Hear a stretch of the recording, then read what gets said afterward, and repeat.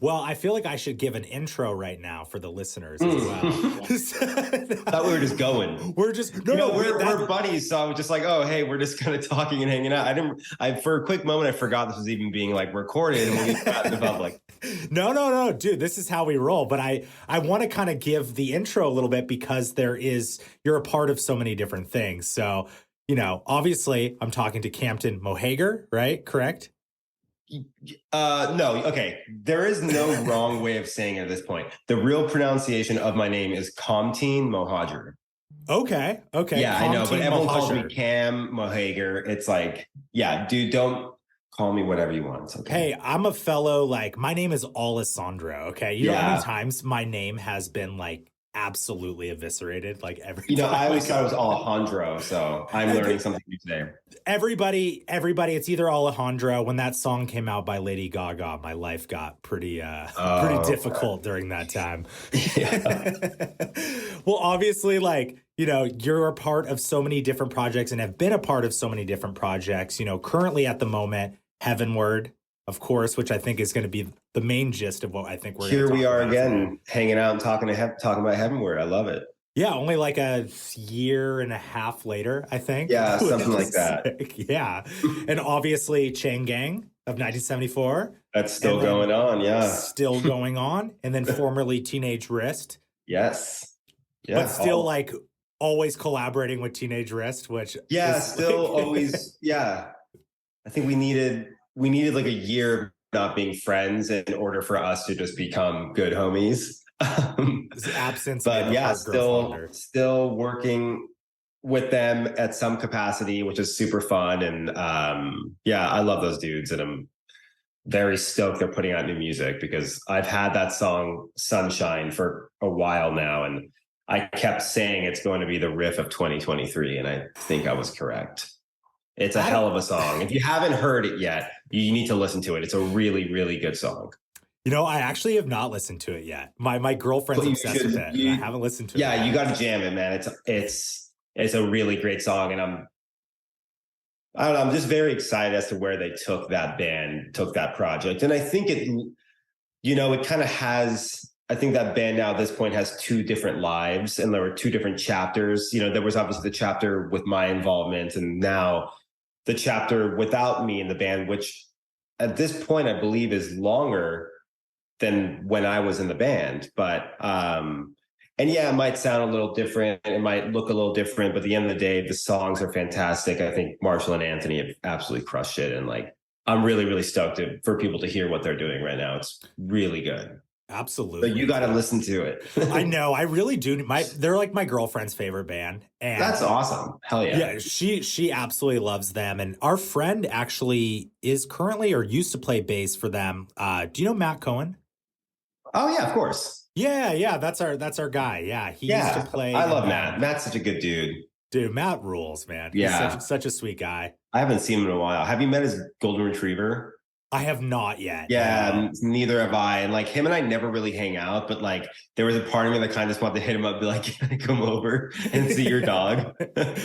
Well, obviously too, besides the music as well, also a very accomplished graphic designer as well. Oh, dude, thank you. Designed my favorite t-shirt that I probably, I always I don't know if you ever have this fear when you wear a t-shirt a lot and people are like, does that guy change or anything like that? Because I wear that Fear Before shirt that you design all the time.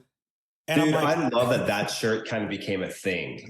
I feel, and one, thank you for the kind words. I've only been doing graphic design for maybe 3 years. So sometimes a lot of times I kind of wonder how the hell am I doing it? But thank you for the kind words. Of course.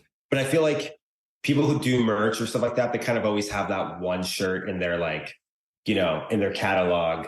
And I feel that's the one. That shirt ended up selling because we did it all for charity. I talked to Adam from Fear Before when I had originally kind of started thinking about doing this. I talked to him. He's like, we're down. We're not a band anymore. We don't really talk, but we're down. We just want all the profits to go to charity. I was like, That's cool.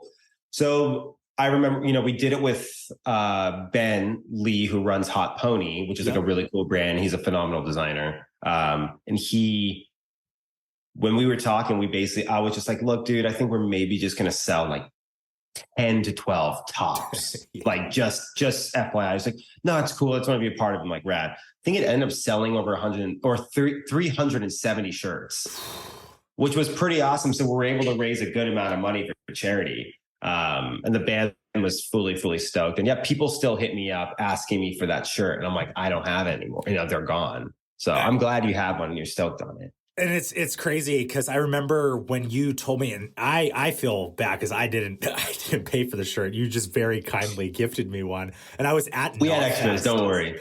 I was at Knotfest, and I'll remember because you're like, oh, dude, I'll just give you one, and I was with my homie, and my homie was like, dude, I will literally pay you like $200. Wow, no fucking way. Dude, it's kind of become a phenomenon. Obviously, like Vic Fuentes was wearing it a couple weeks ago. Him and I have become like internet buddies over the last, like, you know, I did some design work for them and we got to talking and kind of realized we're like, damn, we have a lot in common. Like, I think we're like the same age. So we come from a lot of the same bands. I was just like, you're fucking rad. But he freaked out about Fear Before, was bummed he missed out on it. Because I think his like cousin got it or something and he flipped out. He's like, where the hell did you get that? So I think Ben had like one extra. I was like, dude, we got to send it to him. So it's cool that he's been repping it, which is awesome. And I know it makes the Fear Before dudes pretty stoked to see that, like, that, you know, celebration. Because I found that to be such an important record for that scene. And obviously we're not going to get a reunion from the band. So it's kind of like, what's the next best thing we can do? It may just be a t-shirt to somebody, but for the people who really care about it, it's like, you know, imagine you walking down the street and seeing someone in a Fear Before shirt. You're going to stop and instantly talk to that person and be like, hey, like, you fuck with Fear Before. This is, no one ever does. You know, I don't ever see anybody doing this. Let's talk. So I think there's an importance to a lot of those kind of, like, I'm wearing a Placebo shirt. If someone stops me and talks to me about Placebo, we're going to have a really rad conversation, you know? Isn't that so cool? Like, a shirt can almost change like the trajectory of your life to a degree, because it's like, I remember being in college and we have a friend that's now a very close friend of ours, and we just saw him in a Code Orange shirt and then we just became great friends. It's like a shirt can just do these crazy things. Like, it's such a wild thing. Like, you never realize, like, that shirt that you designed, you probably created like, I don't know, like 10, 20 friendships. That would be cool. Like, yeah. No, I think my shirts have gotten me like some freebies, which has been cool. We were in Boulder, Colorado, and we got sushi, and I was wearing a Far t-shirt, and the waiter like freaked out. He's like, dude, are you wearing, like, is that the band Far? I was like, yeah. And I think we got like a free app or something, because he was like, that's so sick. And then, yeah, like random places like my wife always goes to in Santa Monica that I don't ever really go to. Like, a couple of times I've showed up in a Catherine Wheel shirt, and like, the waiter stopped me twice. He's like, I can't believe you're wearing a Catherine Wheel t-shirt. Like, no one ever talks about that band. I was like, dude, right? And like, him and I start talking, and then my wife's left out. I'm like, all right, dude, you gotta go. That's fucking amazing, dude. Yeah. Well, you know, I kind of want to jump in a little bit. You know, obviously, you know, there's a lot to unpack. I don't want to take up too much of your time or anything like that. But hey, man, like I said, I got a house to myself. I'm hanging, so don't worry. Fuck yeah, dude. Well, you know, like, obviously, I think you've talked about this a bit, and so you can give me the Cliff Notes version if you want. But I think I read, like, you grew up in two different places, right? Like, you grew up in Hawaii and Colorado. Is that correct? Or sort of like, you know, what's sort of like your backstory, like, growing up? Like, you know, obviously, like, I believe you're Persian, correct? Yes, full Persian, 100% Persian, which people are kind of shocked about sometimes, because they're like, I think people just expect you to be darker if you're Persian. But my hands are very, you can see like the difference. So this is what I've lived with, because I surf every day. So like my wetsuit goes there. Yeah. So this is what I look like in the sun. This is what I look like in the shade. So it's like, and my neck too, it's crazy. But yeah, my mom and dad are from Iran. They left Iran about a year or so prior to the revolution, like 78, 79, something like that. And they bounced around a little bit, moved to Santa Clara, California. And then I have three brothers. So we were all born in Santa Clara. And then when I was 3 years old, we relocated to the Big Island of Hawaii. And that's where I basically grew up, those younger years, the kind of early teen years. And And then when I was 13, we left and moved to the suburbs of Denver. So we were primarily in this spot called, it's different spots, but it's kind of the same spot. It's weird, but it's Lone Tree and Highlands Ranch. So like the southern Denver suburbs, you have like Littleton, which is like a primarily known area. And then you have, the Highlands Ranch and Lone Tree. So yeah, I was there basically and bounced around to Denver a little bit when I got older, but left to LA when I was 25, and I've been here ever since. Was it kind of culture shock coming from Hawaii to Colorado? Because I feel like those are such polar opposites. Dude, like you wouldn't believe, man. Yeah. It was like, I still kind of think about that too sometimes, like, and it was tough for me as well because I had moved to Colorado in 8th grade. So I'm moving to a completely new state, basically a completely new universe at the first day of 8th grade. So you have all these kids who have already built this foundation for probably 10 plus years and already have all their groups of friends. And here I am showing up, this Persian kid from Hawaii who has like no idea what the hell is going on. Yeah. And it was a little weird and a little rough for the first couple of days, to be honest. Just kind of your typical like showing up, not really having any friends kind of a thing. And like, seeing a lot of things you hadn't ever seen before, like seeing goth kids in real life. To me, that was like scary, but like also kind of cool. I'm like, whoa, like I've only ever really seen that on MTV and stuff like that. And then, like preppy kids, like you didn't have that kind of stuff in Hawaii. It's just everyone kind of looked the same and dressed the same. So you didn't really have this striking contrast between individuals and I think aesthetically how people looked from like a material level. But it took some time getting used to. But I think it was funny, somebody like recommended I just wear a Hawaiian t-shirt. And I was like, that's actually a really, really great idea. So I think it was the second or third day I showed up wearing a Hawaiian t-shirt and everybody came up and talked to me because they're like, oh, you're the kid from Hawaii. I was like, yes, what's up? Like, how's so it? Sick. You just owned it. Yeah. Yeah, I owned it. So everyone was just like, oh, like, yeah, we were wondering who you were. Yeah. So I think it was kind of like a strategic move for me to put that shirt on. And I ended up finally meeting kids, making friends, became friends with a lot of the goth kids, which was pretty sick. And, nice. Did you ever watch did you watch Disney Channel original movies as a kid? Are you talking about Johnny Tsunami? Dude, your life is Johnny Tsunami, dude. Absolutely. I was like the Persian version of Johnny Tsunami. I had to say it. I'm sorry. That's exactly, dude. No, absolutely. I've talked about that all. Yeah, no, absolutely. Yeah, it was like the Johnny Tsunami shit. So no, it was cool, man. But it was a shocker, dude. I mean, like, yeah. We will look back, me and my brothers will look back sometimes and think like the first time we ever went to like a ski resort, and it's just like, we have photos of it, like how out of fucking place we looked. And like, it's pretty wild, but being able to look back on those memories and like learn and grow from it all and stuff, it's pretty cool. Yeah. So like, at what point did you start discovering like that desire to create music? Because I'm sure, like, I think it's kind of a dumb question to ask somebody like, oh, when did you discover music? It's like, since I was born, like everybody discovers music. But I feel like, when did you like discover like, oh shit, like I like playing guitar or playing bass or writing songs and whatnot, like when did that start for you around? Well, I was 16 when I first started playing music. Okay. I had grown up fucking like loving music though. And like, fortunately having like my three brothers, we were kind of like a crew. Like we were always doing everything. Like in Hawaii, we all grew up playing inline hockey. So like, we always had people to play against in our backyard before the games. I was a goalie. So I always had, one of my brothers able to shoot on me and like all that kind of stuff.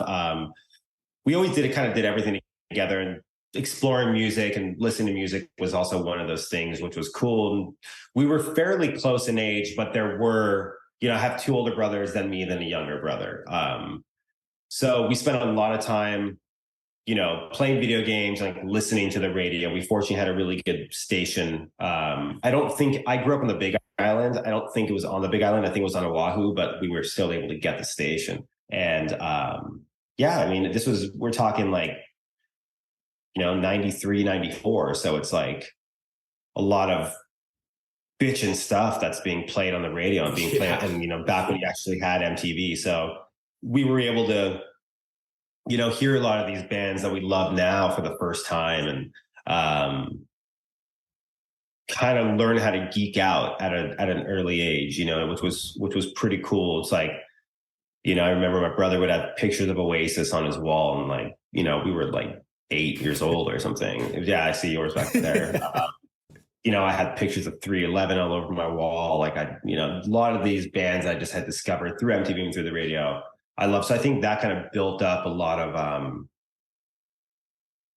I think, like, preparation for what was to come when I then eventually moved to Colorado and got my first bass when I was 16. So fortunately, my parents bought me a bass, one of my brothers a guitar, and my other brother a drum kit at the same time. We all went to Guitar Center at the same time and like bought everything. So it was kind of rad because like I immediately was just able to jam with people. Yeah. So yeah, it was age 16 was the first time I played bass. I just would print out bass tabs, like basstabs.com, or I don't fucking remember the name of it, but yeah, I like downloaded ultimateguitar.com. What's that? Probably ultimateguitar.com. Probably, I would imagine. probably something like that. Yeah. So it was cool because like, yeah, I would download. I remember there were like three specific albums I learned how to play bass on. It was Slowly Going the Way of the Buffalo by MXPX, Dewey Ranch by Blink, and then Pennywise. I was going to say Can't Slow Down, but that's a Saves the Day Saves the Day album.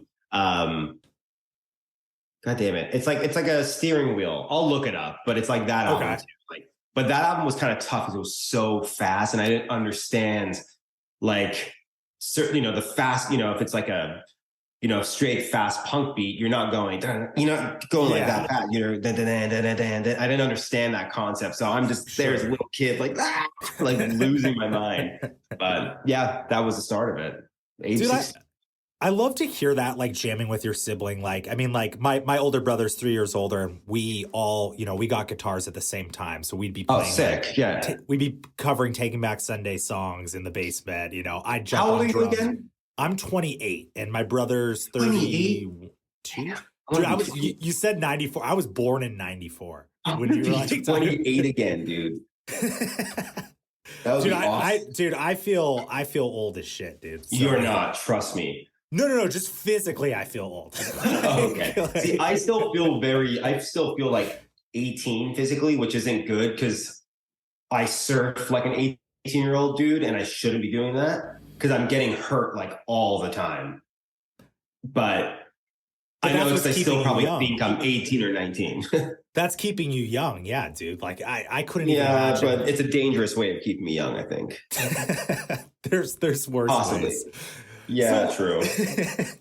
So like, obviously, like, you know, like in Colorado at that time, like 16, 17 years old, like I'm trying to kind of think, because I feel like, you know, Colorado, like the suburbs of Denver, there was like a music scene starting to pop up. Like, obviously, I want to touch on sort of like your foray into playing with like 303 and whatnot, but I'm curious too.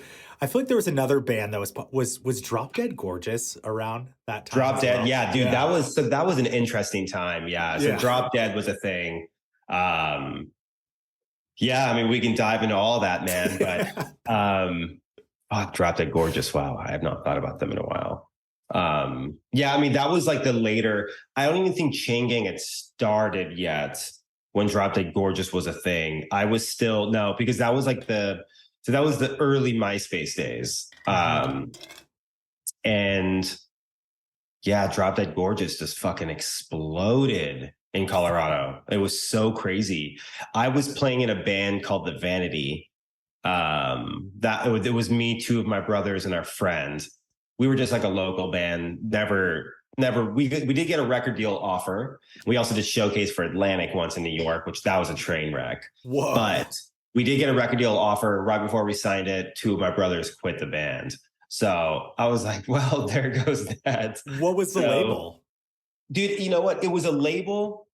It was a label out of Denver that was owned by an ex-NFL player.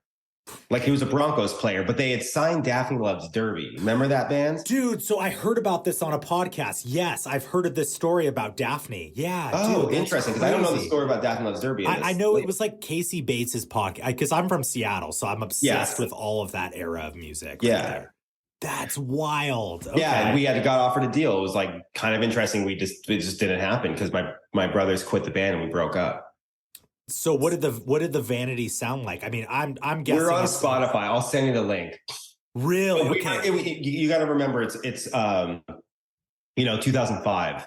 So you were trying to be Interpol, the Stills, like trying to kind of blend that with like old U2, like Unforgettable Fire era, like U2 and like Tears for Fears. And it shifted as we continued to be a band, but we're only, it's funny when you're younger, certain things feel like a lifetime, but we were only a band, I think, for 2.5 years. Mm-hmm. But when that band broke up, that's when Chain Gang started. But I thought about that band because you were talking about Drop Dead Gorgeous. The Vanity was a band at the time. Drop Dead Gorgeous was a band. And yeah, that was just like so crazy to see and like so jealous too. You're just like, fuck, like how are they doing this? Like what's, because you're so unsure. It's like you're just unsigned bands in a city, and all of a sudden like this like wave happens for somebody, and it was always so confusing, But I mean, like they had a song called "Dress for Friend Request." I feel like you were gonna blow up no matter what with a song title like that. Yeah, no, of course. Of course. And they had the hair. They had it all. At that time, like it. Yeah. It made. But I mean, like, and they were like a quote unquote MySpace band. Yeah, dude. Like the Vanity wasn't like an emo screamo kind of thing. Like Drop Dead Gorgeous was the band that works for an outlet like MySpace. You know what I mean? It's funny when you said the Vanity, I thought you were going to be like, yeah, we sounded like 18 Visions or something like that. No. That would have been sick though. No. So I guess you start Chain Gang after the Vanity splits up and whatnot. And, Yeah. But the Colorado scene was interesting because in the suburbs, there was some stuff happening in the suburbs, which was kind of cool. And there were a few places for people to go and see shows. I think probably a lot like many other cities, these establishments did not have a super long lifespan.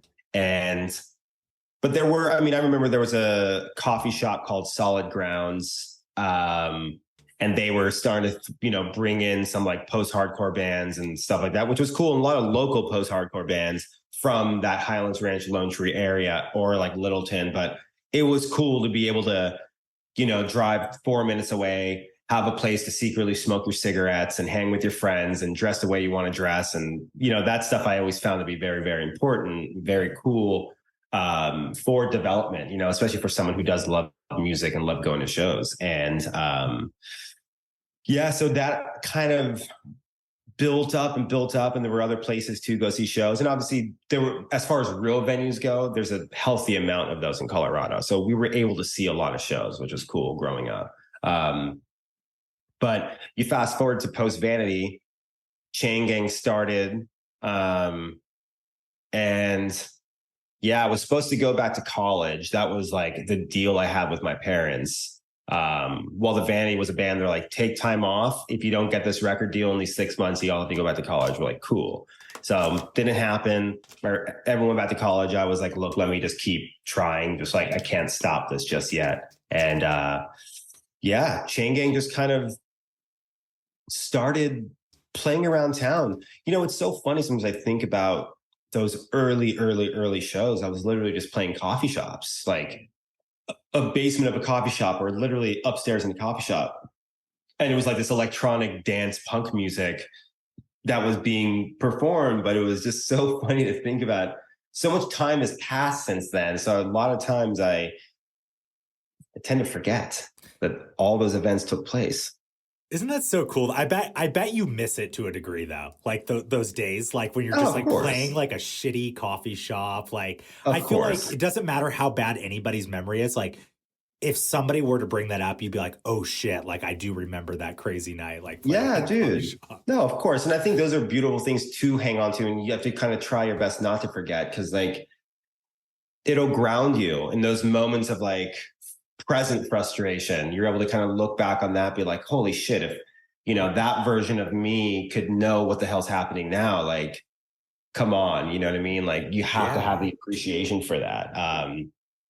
So yeah, just it was a lot of those kind of shows for many, many years, and making music on my own, putting them out, and trying to get creative with it, and, you know, looking for those little wins, those small, tiny wins, whether it's just, you know, some random website talking about you, or, you know, you get a support show for a band that you think is like massive, and they probably aren't at all in all reality, but just those tiny wins is like, I do miss that aspect of, you know, being the new young band and stuff like that. But yeah, that we can lead this into the 303 thing. So yes, please. 303 was, so it's funny, the Denver scene, I didn't understand the local scene probably till I was like 16, 17.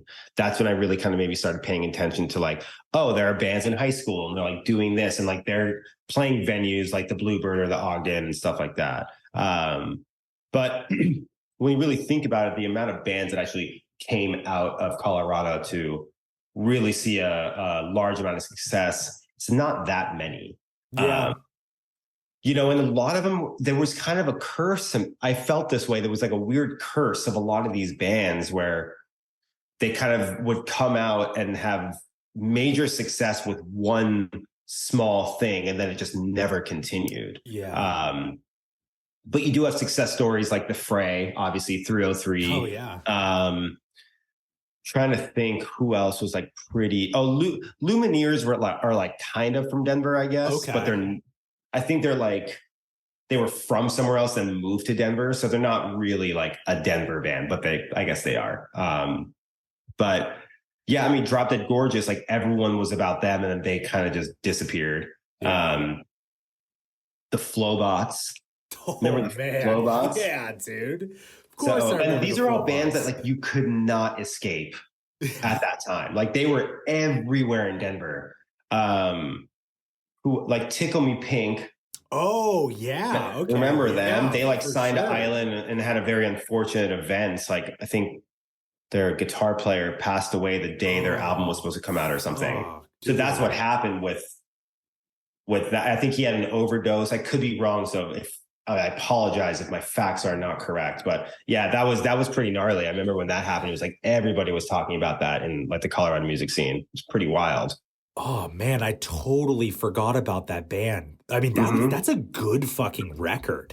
Like that's a good record. Is it? I never liked it. Dude, I like it. I don't know. I don't know. I will revisit it for you. It's like, okay. I'm looking at the photo of them right now, and I'm like, yeah, okay, I remember this. This is yeah. It was a thing, man. I think Typical was the song that was good by them. Yeah. I don't know, dude. Like I kind of have. I'll close my blind real quick. Oh, dude, no worries. Keep going though. It probably isn't great, but I kind of have like a soft spot for like not great music sometimes. I was having this discussion with my friend recently. Is that why you like me? Is that why you like my music? No, not at all. No, that's like, this is like, that just gives me some credibility that I do like some good music because some of my friends, like, they'll laugh. Like me and my brother will literally be like, let's go to the Whiskey and see the worst butt rock band ever on a Wednesday night. And I heard like a chef talk about this recently where he's like, yeah, like sometimes I like to go, like a Michelin star chef, he's like, sometimes I just like to go to Applebee's and just throw down wings. And I'm like, I feel the same way about music. Like sometimes I just want like slop. Like I just want I just want something that's just like not great. I want all of it. I want good. Interesting. I'm gonna take this approach. That's what I'm saying, dude. Like, you know, go to a Hinder show or something, you know, just see what happens. You know? Hinder, wow. I'm just joking. I'm trying to think of some of the guilty pleasures in that world, but I may have to come back to that. Well, we'll go see like a band like Saliva play at like the Whiskey. Saliva, holy shit. I have not thought about that. Yeah, dude. Like we just love that bad shit. That's fun though. You got to do that. It can't always be serious. Dude, fuck no. Yeah, I got to tell myself that. It's always so fucking serious. I just want to be in a room with a bunch of like drunk people drinking Jägermeister, listening to butt rock. Mhm. Like to me, that's just I need that monster energy in the room. That's awesome. Hell yeah, man. I'm not judging. I don't think there's anything wrong with that. No. But like back, you know, we could talk about butt rock, but you know, back to, you know, Talk about obviously butts all day if you want. Yeah, talk about butts, talk about rocks, you know, everything like that. But, you know, like, you know, with that, so you're talking about sort of that Denver curse and I think, you know, I think 303 is a good example of, I think people thought they were going to maybe have that curse to a degree. I love 303. Yeah. And they have proven that they have not had that curse. No, of course. Those dudes are so great. And like, I'm so fortunate that we've essentially become, you know, we've become like brothers. We've known each other for so long. And I'm so stoked to see them continue to do what they're doing and see success with a lot of it and include me when they are still playing shows and doing that kind of stuff. It's so much fun. But around that time when Chain Gang, it was maybe a year or so when Chain Gang was a thing. And then they started really, really popping off around town. You would kind of start hearing people talk about like 303. I was like, oh shit. And I had met Sean before.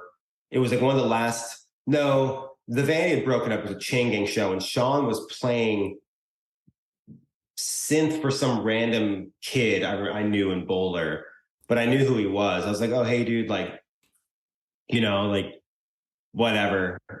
If you ever want to like talk about music and stuff. I don't remember the conversation, but yeah, they were playing a sold out show at the Marquee Theater, which is like a few hundred, and they had an opener and I emailed them and they fucking emailed me back and were like, yeah, we'd love for you to play. I was like, holy shit. Okay. Nice. So this was like my biggest show to date at that time.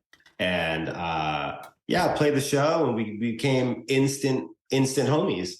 And it was really, really cool. And they kept inviting me to open up for shows. So they would do hometown shows in Boulder, which were crazy and huge. I'd opened from Fort Collins, like all these shows, they just kept asking me to come play. So our friendship just got tighter and tighter. And then in 2008, they went on a MySpace music tour. It was them headlining Interparty System. And then they asked me to come out and be support. And they're like, we're on a tour bus. You can be on the bus. I was like, holy shit. Like, this is the dream. This is epic. So we did that. It was like a 70+ day tour, which was pretty intense. But it was like I was 20 something. I was like, I never want to come home. This is everything. I can do this for the rest of my life.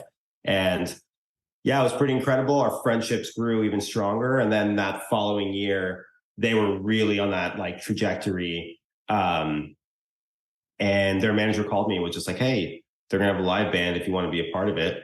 I said, yeah. So I toured the world with them for like 2-3 years, something like that. It was fucking awesome. And I eventually left when Chain Gang signed its first record deal. But now, fast forward, now that we're all kind of older and kind of doing this music stuff, like mainly how we want to do it, I still get calls from them. They're like, hey, we're playing this show. Hey, we're playing that show. Come play bass. So yeah, I just did when we were young with them, which was super fun.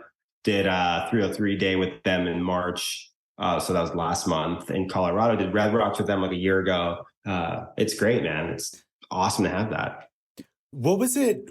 Was it kind of crazy being, I feel like I'm sure you get this question all the time. Like, what was it like playing it when we were young? But like, you know, what, as somebody that grew up and lived through that era, and then you got to kind of see it reach this like monolithic level of just hype for that festival. Like, and then also like the first day just not happening, obviously, because of the that was insane. Oh my God. In general, the festival was one of the best festivals I'd ever played in my entire life. Yeah. And I played some larger festivals. Excuse me. And yeah, it was so well organized and well run. It was awesome. One thing though that was interesting, I'm like, where were all you motherfuckers when I was like a teenager getting made fun of so much for listening to these bands? And now all of you are here. Like, what happened? Dude, like, when did this become cool? I literally just had this conversation the other day. I was like, the kids that probably like made fun of me for liking this music are probably all went to When We Were Young last Yeah, night. absolutely. Like, it's so funny. It was crazy, but no, it was great, man. You know, we were talking about that. We were talking about that show, that festival for a good couple weeks afterwards. We were kind of having like post-show depression. We just really we really enjoyed our time there for those 2 weekends. It was fucking awesome.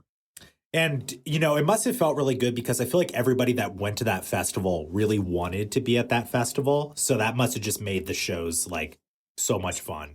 Yeah, absolutely. I mean, I feel like everybody, like the vibes were just so high for everyone. And you can truly tell that pretty much every band was genuinely excited to be there. It was cool though. It was a good time. It was a really, really good time. I would love to do it again. I if 303 ever does it again and they ask me, that would be a lot of fun. Yeah, I'd love to. Absolutely. Did you get to catch any sets of like bands that you wanted to see? Yeah, the first weekend I really didn't, to be honest with you. I don't think I really even watched anyone. Second weekend though, I watched a few bands. Obviously, Jimmy Eat World. I have to always see Jimmy Eat World. They're one of my favorite bands of all time. The Knock Loose set was pretty incredible. I love Knock Loose, and I love any chance I get to see them. I'll take it. Got to see a little bit of the Main, but we had to run and play our set. Who else? Starline was always great. That's it. I didn't stay for the headliners. I was never like a crazy big My Chem fan. I always really, really appreciated their band for how they presented themselves, the aesthetic, everything, and how cohesive it all was. But I never really found myself listening to My Chem records as a kid. I just never. They were one of those bands just never really hit for me. And Paramore's great. I was just exhausted. I was like, I'd rather go back to the hotel and eat some sushi. So that's what I did. Nice. Yeah.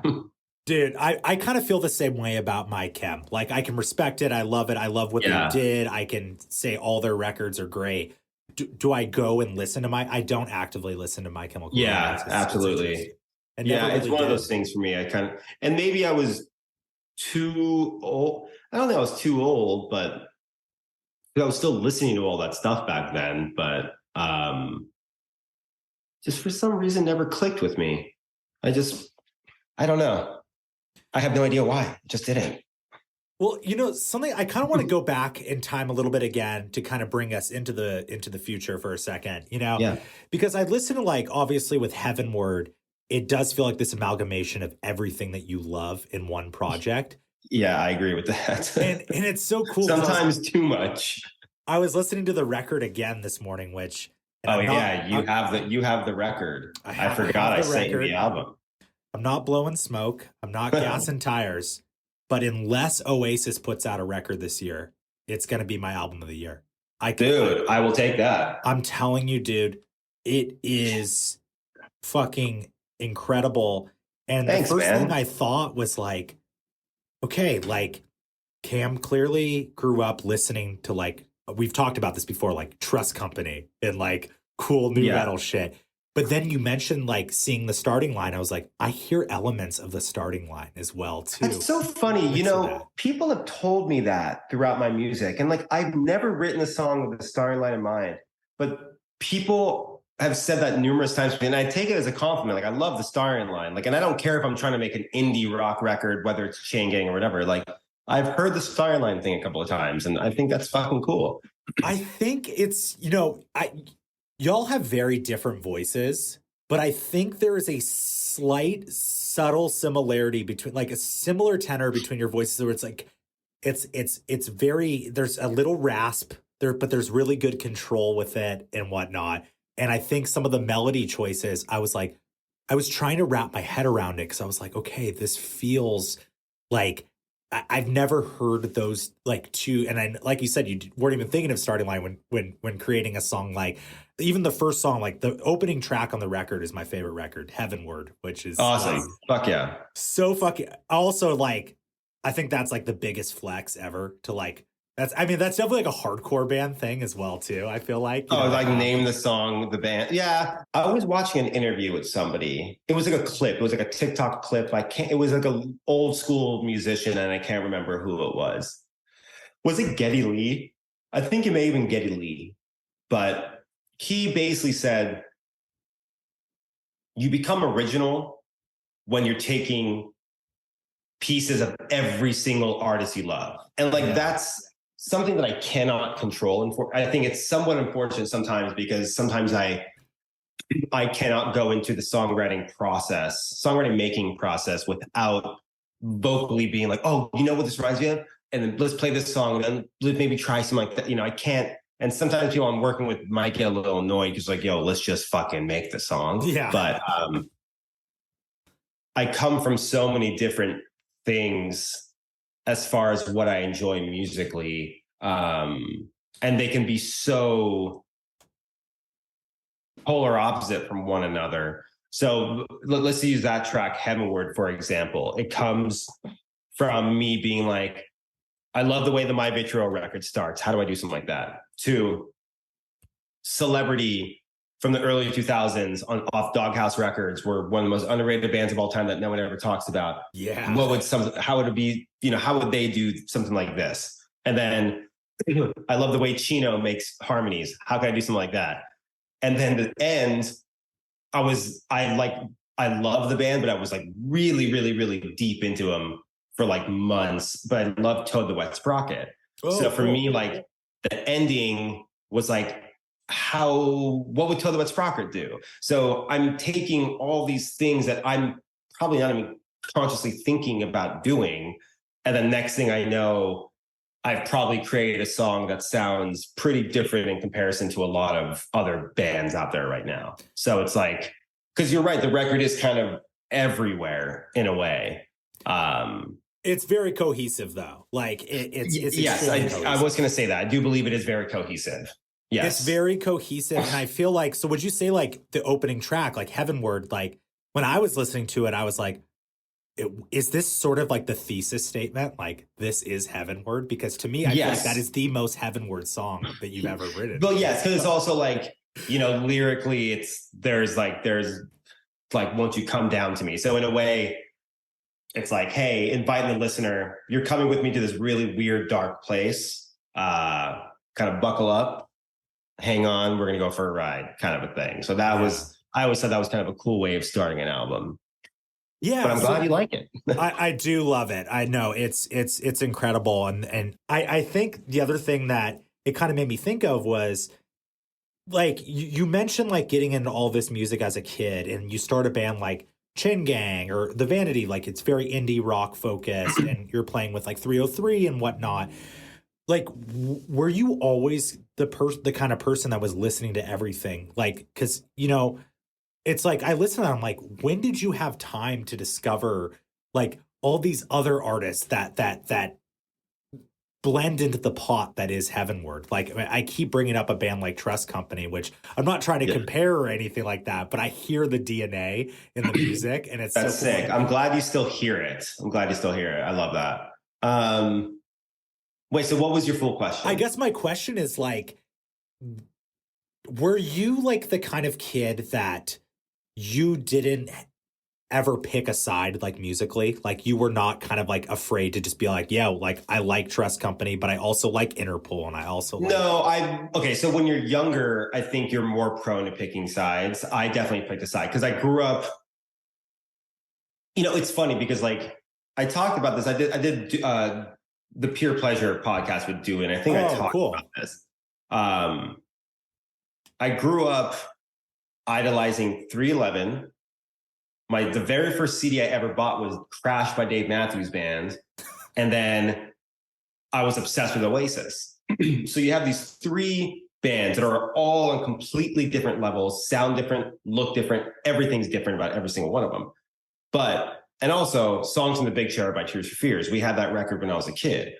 So these are all these things I'm kind of listening to, like more of a band that I'm like obsessed with. And then you have the radio that's feeding you everything else. But it was always primarily rock. It was always rock focused. I've never been one to be too into hip hop, too into like straight radio pop, that kind of stuff.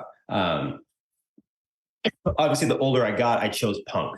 I chose emo. I chose hardcore. That was like where I was, what I truly loved. And I dove in head fucking first, wrote for absolutepunk.net so I can find all the other bands, would go to every single show, would interview, I did everything. And then as I got older, and as I going back to the early 2000s indie rock movement, I stupidly thought, well, I can't enjoy Pavement, but also listen to Copeland, so yeah. I'm going to give that side up. I'm done.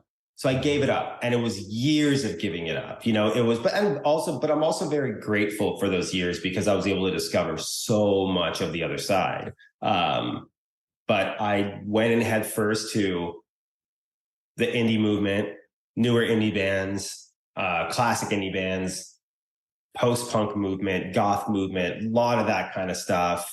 And without doing that, I would have never become obsessed with Echo and the Bunnymen, the Blue Nile, the Comsat Angels, Talk, Mark Hollis, and everything he's done.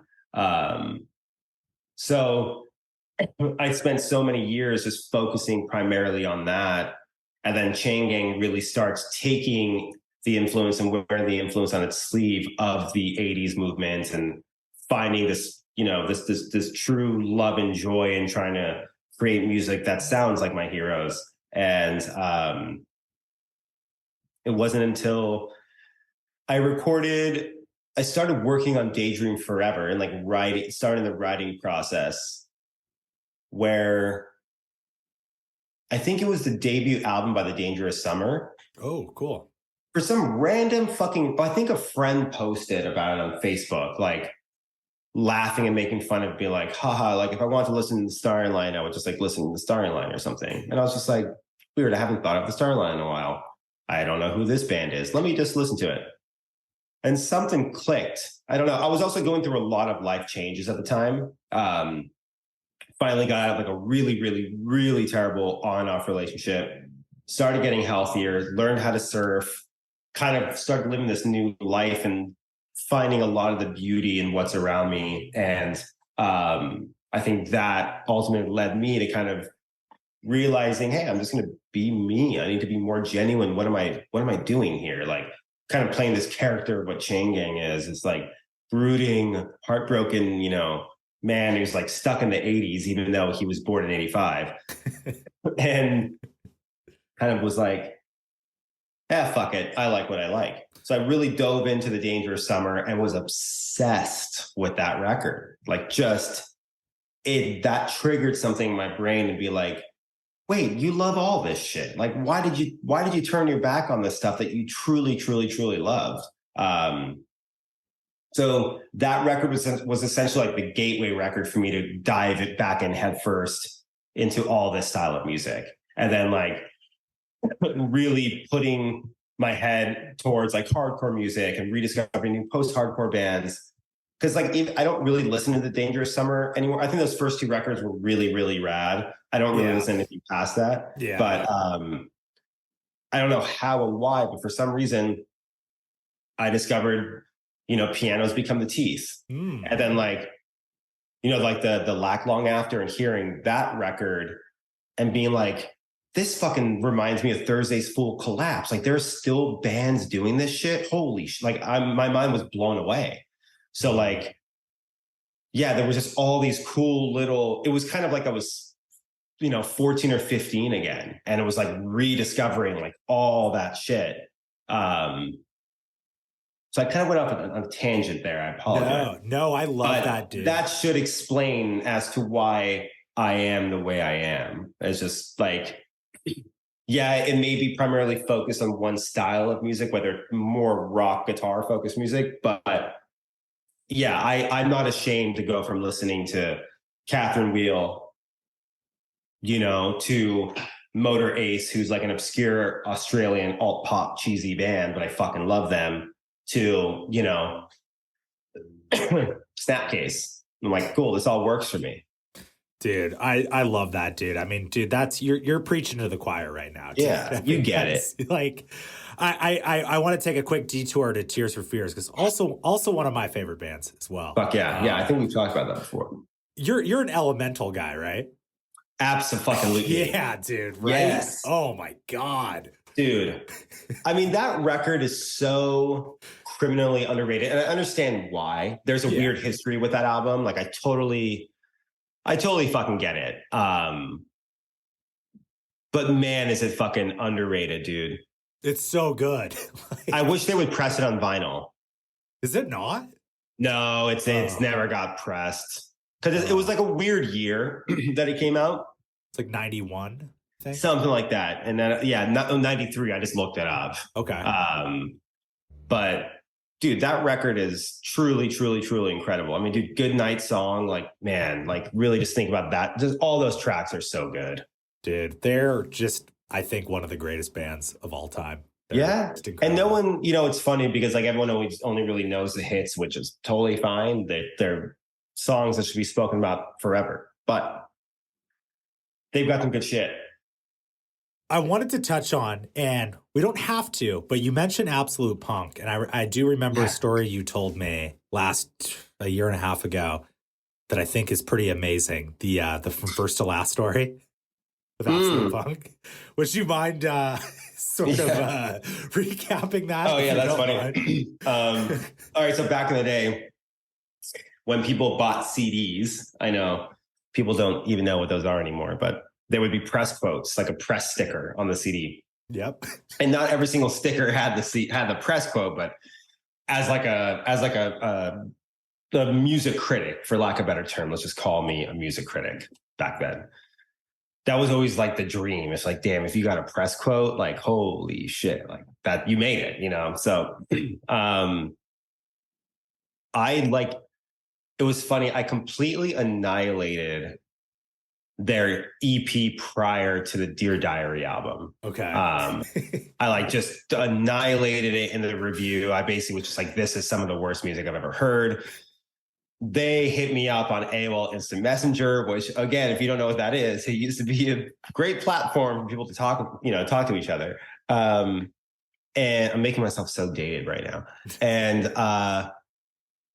we would I think Matt Good hit me up on AIM. He's like, fuck you, dude. I'm like, dude, fuck you. Like, your shit sucks. Like, I'm going to be honest, whatever. I think Sonny maybe even hit me up. I can't remember, but whatever. So you fast forward a year or so later, Matt Good hits me up on AIM. He's like, hey, dude, whatever. Basically kind of I know we don't like each other, but you want to hear some new shit? I was like, sure, send me what you got. I don't care. And I listened to it. I was like, dude, this actually isn't half bad. This is way better than okay, actually, hold on. This is where it started. He hit me up on AIM, was like, hey, dude, we're releasing a new album. We signed an Epitaph. We're doing an album and we want to use your press quote. And I was just like, the press quote?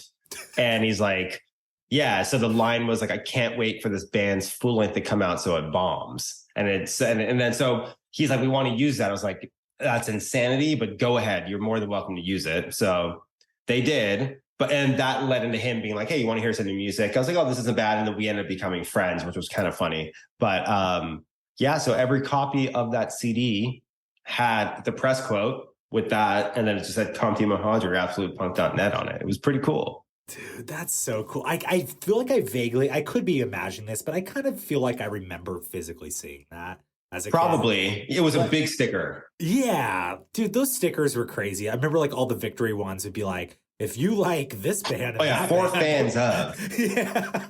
And it was every popular band at the moment. It's incredible. It's just they're just trying to sell this shit to you. It's if you like Taking Back Sunday, and Taking Back Sunday, you'll love this.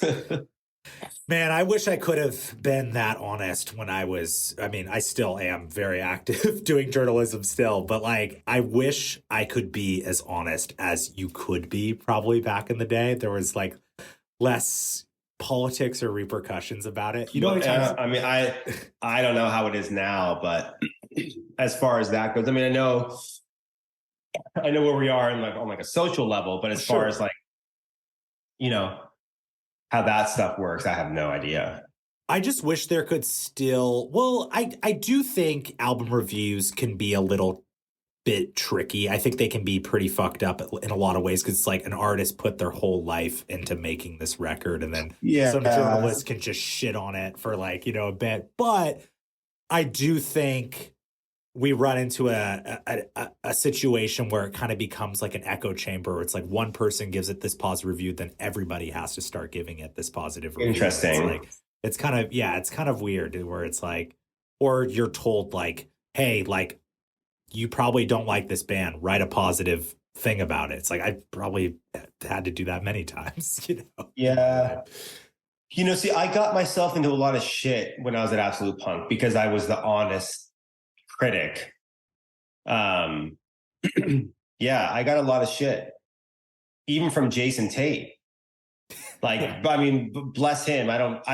We follow each other on Instagram, but we're not friends at all. But yeah, I mean, I remember I reviewed Hawthorne Heights. Okay. It was like the debut record, and I trashed it.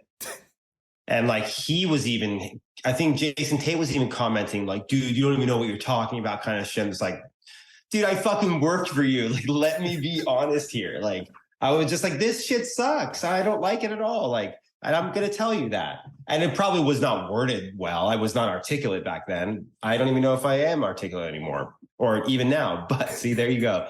But yeah, I think my reviews back then was like, this sucks. What? You know, I was like 19 years old, 18 or 19. But it was a sick time. Dude, that's so amazing. I mean, like, I obviously grew up reading Absolute Punk, and a good friend of mine used to write for Absolute Punk as well. And it's like, and he actually has the tattoo, like, of the. Oh shit! Like, my friend Dave Gaslin has the tattoo. He used to be a photographer at Absolute Punk. Dude, such a wild time.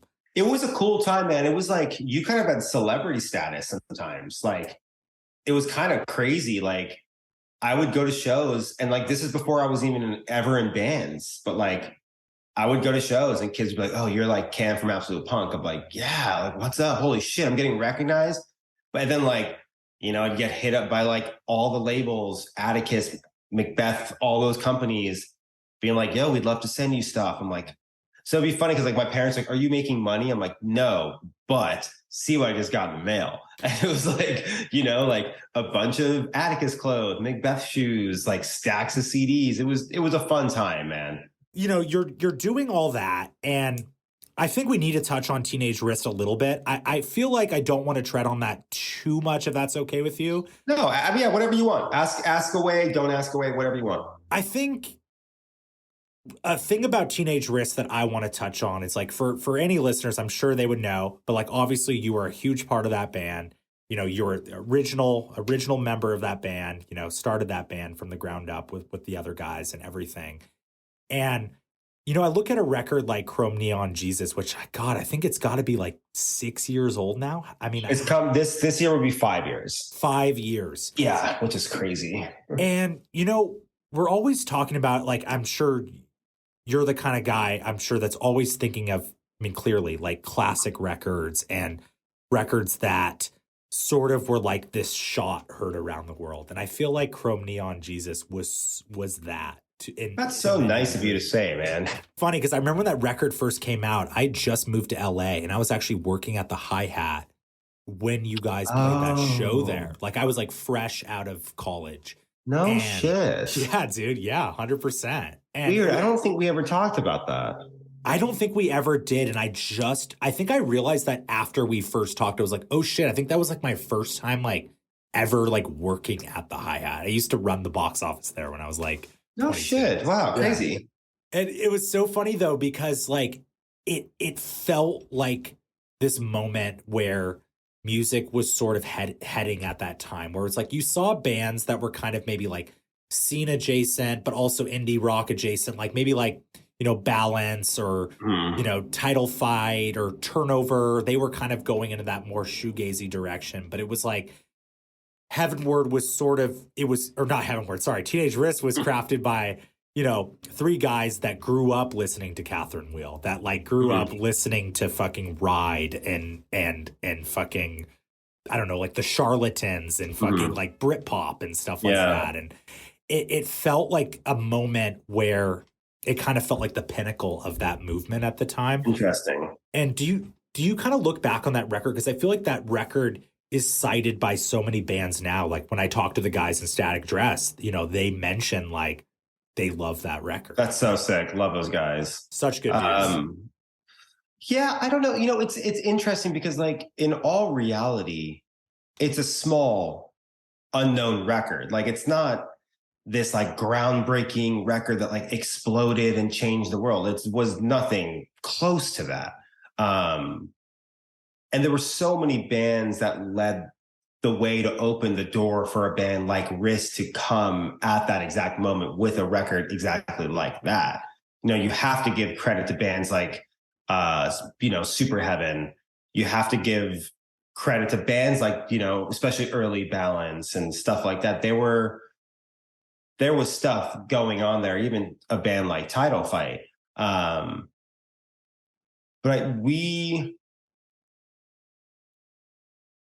I think we originally wanted to go about it a different way. Some of it was on purpose, some of it was strategic, some of it wasn't. It just, I think, was naturally how we wanted things to operate. But I love knowing that we made a record that is like that band's band record. You know what I mean? That is maybe potentially still influencing a bunch of bands today, which I think it is. And like, you know, it reminds me of like, and in no way am I comparing the records because we can't touch that record, but like Failure's Fantastic Planet. It's like this record that is so fucking incredible front to back, so interesting, so intriguing, and is cited today as just such an influential record to so many insanely large and popular artists, like Paramore, Mastodon, like all this shit. But like they never got to where they needed to be. Yeah. You know what I mean? And still to this day, most people you bring up Failure with outside of that circle, they're like, oh, who's Failure? I'm like, well, there you go. So it's like, is Chrome Neon Jesus one of those records for that time? It's possible. I don't know. I try not to think too much about that kind of stuff. I think it's like, I think you need to know when to step back just a little bit so you don't come off too egotistical. But I know we made a record. I did a post about it on my Instagram on the 5-year anniversary, and I stated I think it's still cool that we made a record that people still talk about. So like that to me is very rad. And yeah, I don't know. I think putting my music critic hat on, you know, you mentioned Fantastic Planet, and I think you're right though, because I think it is one of those albums that has a certain mystique around it. Like it is very much like a Water and Solutions, like Far, or you know, Downward is Heavenward by Hum. You know, like, you know, none of those bands got, you know, massive to any degree, you know. And also, just side note, I think Jonah Matrenga's best band is Gratitude. But that's just my opinion. Okay.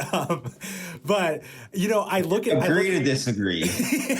No, dude, it's a very, very polarizing opinion. But you know, I think this is going to be a record where, you know, maybe it's sort of like the American football scenario where it came out, you know, people were like, okay, yeah, this is a great record, you know.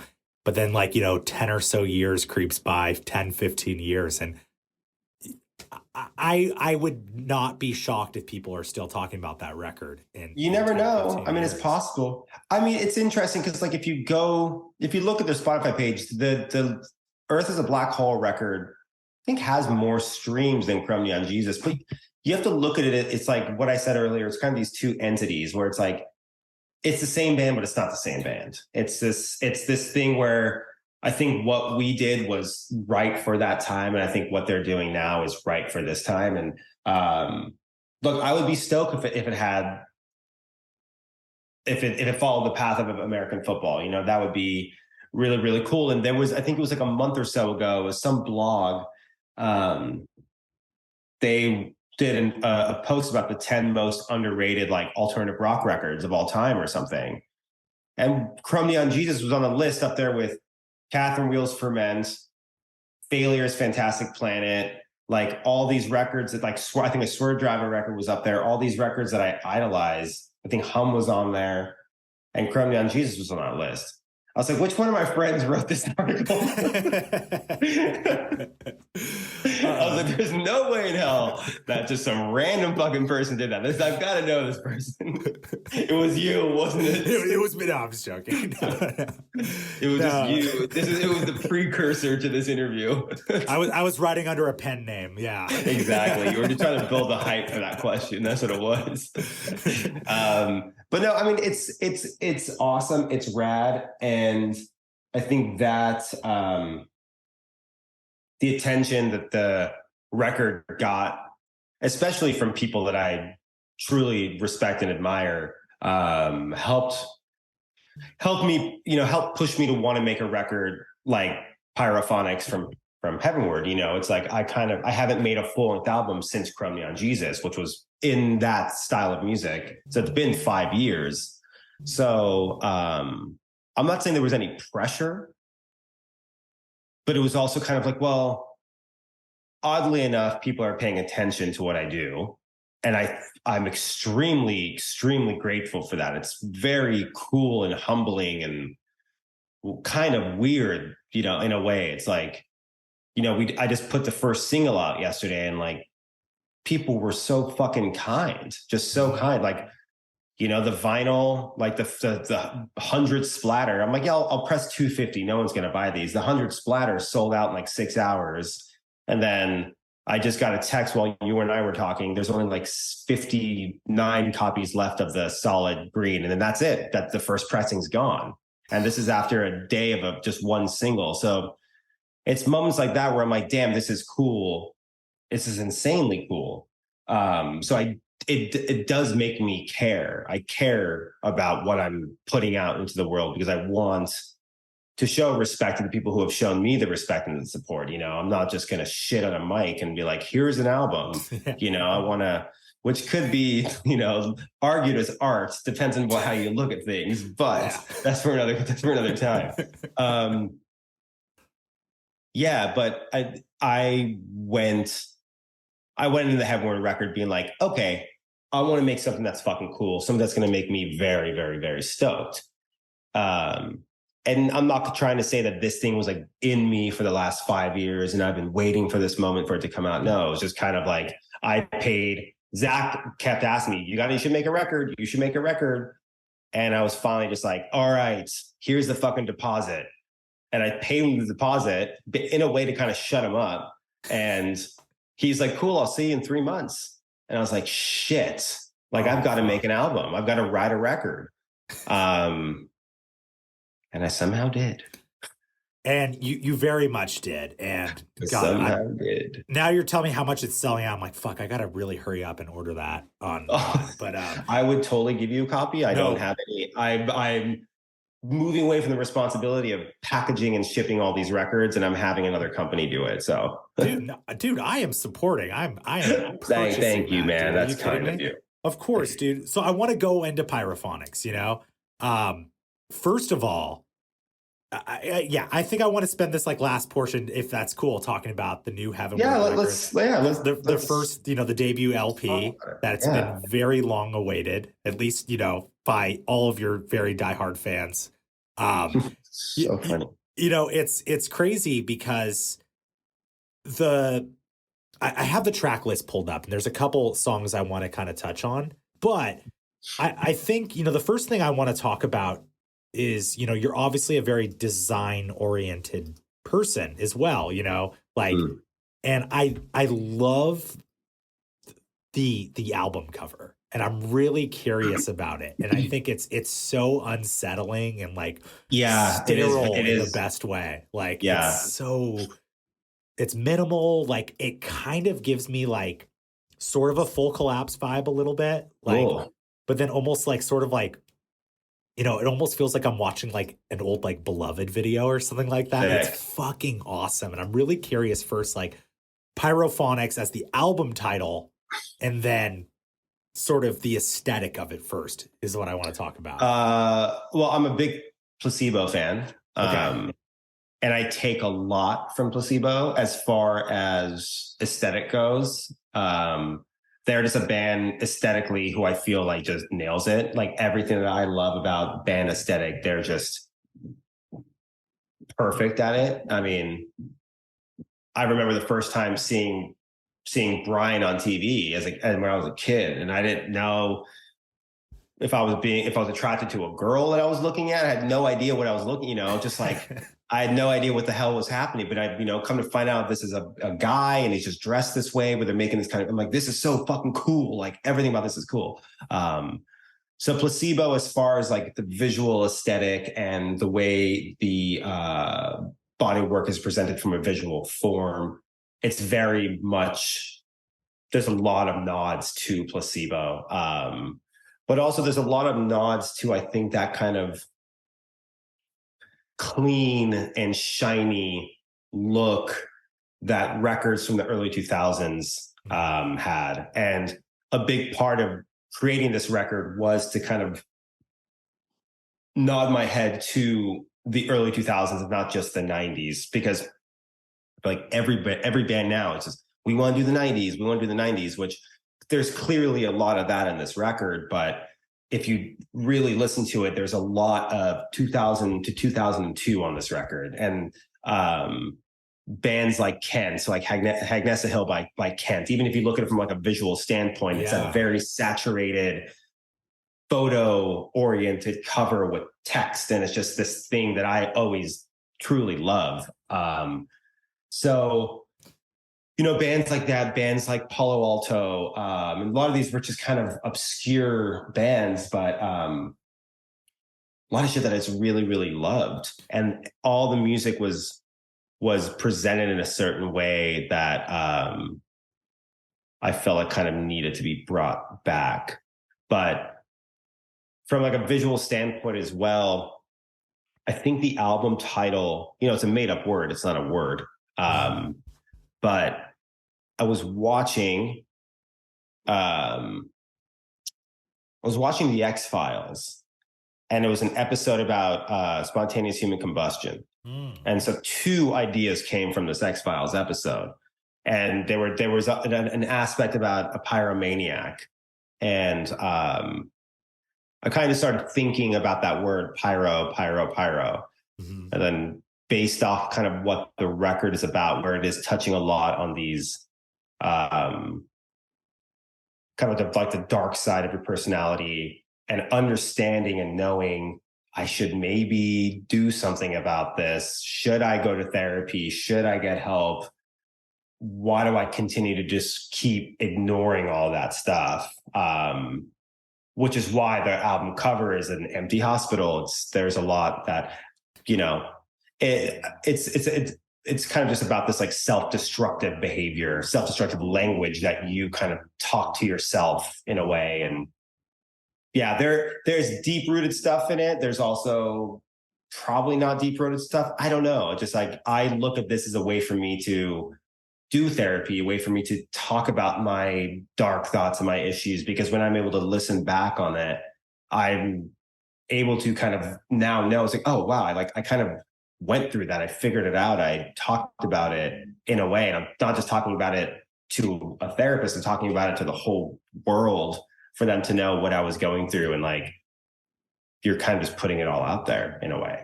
And I like dark music. Yeah. I'm a very happy person. I obviously have my shit, I have, I deal with anxiety. I deal with my ups and downs, of course, but like, I'm a fairly happy person. I'm just very, very drawn to emotionally dark music. I've always been. That's so interesting. And I love hearing the way that you describe that. Cause like when I was listening to the record, I was just like looking at the album cover. Like I wanted to kind of immerse myself in the record a little bit. Fuck yeah. And it feels, and I think what's so cool about that album cover too, it's like, it feels like you've like been there. before. Like you look at that photo and it looks so it's almost like this deja vu like experience. It's probably amazing. Probably smoked too much weed to come up with that, but like that's at least what I thought. And I'll take it. It's cool, dude. And I really want to kind of touch on, I think I said Heavenward was my favorite song on the album, but I think tied with it is a song I really want to talk about, Be My Blues. That is a fucking triumphant song. I mean, thank you, man. So that song, it's funny. I'm going to choose wisely because I don't want to give too much away. Sure. But I will tell you the backstory of that song. Please.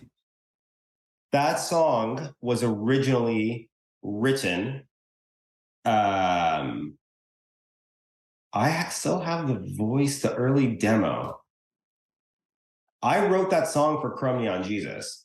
That song was supposed to be on Chrome Neon Jesus. Not supposed to, but like it was in the batch of songs that like we were looking at. Yeah. Because I think Chrome had 11 songs. Mm-hmm. I think we had written maybe 14 or 15. And that was in that bunch. Oh.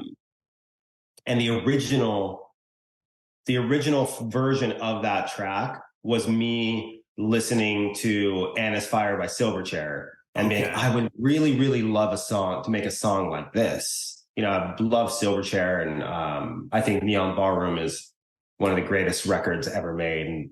And so I take a lot of influence from that shit. And I wrote a song that was essentially kind of like that. Brought to Marshall, we built it out, whole thing, whatever. Song doesn't make the record. And then I think then Vain, was it Vain? Can't remember what the order was, but Deftones, it may have been Vain, and it may have been both songs in a very, very close period of time, but Vain did like their remix album or whatever, and they had the song like 20 seconds, something. Yeah, dude. Yep. Whatever song that is. Mm-hmm. Beautiful song. Yeah. And that made me remember the acoustic version of Deftones, Be Quiet and Drive. Like the acoustic version of the song. Yeah. So I became very obsessed with these two songs in like a week, just listening to them on repeat. And then I was just like, it could be kind of cool if Be My Blues took more of that approach. So I started fucking around the guitar, called Marshall, and I can't remember what the second formation of it was for. This had to have been pandemic or pre-pandemic. I don't fucking know. I don't remember. But basically I reworked it and this demo, and it became more of like what you're hearing now, but very different. And that demo had been sitting around for fucking years, probably 2 years, 2.5, 3 years, just sitting in my inbox. So when I went with Zach and finally was like, I think I want the song on the record. When we went through pre-production, he kind of ripped it open. And it was really tough for me to handle at first. I was just like getting really upset, be like, dude, you're ruining the fucking song. Like, this is not what it's supposed to sound like. And he's like, just trust me. Let's try this. Like, he completely inverted aspects of the track. I was just like dying inside, like trying to be open-minded, but the ego sometimes, I was just really, really upset and frustrated. But the end result ended up becoming something insanely different from that demo version. And in a way kind of became like it sounds like if Sneaker Pimps released a song in 2002 or something. Like, it's very trip hoppy, it's very dark, very angular. There's kind of like the first chorus is kind of like an anti-chorus. Mm-hmm. It's not, there were a lot of these things that, bless Zach, were happy accidents, and he really kind of like switched it up on me. I was like, oh, we're not just doing the traditional intro into full on fucking guitars. Let's take the not so traditional route. And that to me really kind of helped open my eyes for a lot of the other stuff, where it's like certain times you don't need 4 layers of guitars at the part where you, like the song Pneumatic Fly, for example, the intro, you would probably think, don't you want another rhythm guitar going over that bass? But in my eyes, I'm like, no, there's something very cool and eerie about there's a single bass driving everything, and then a guitar line doing one lead.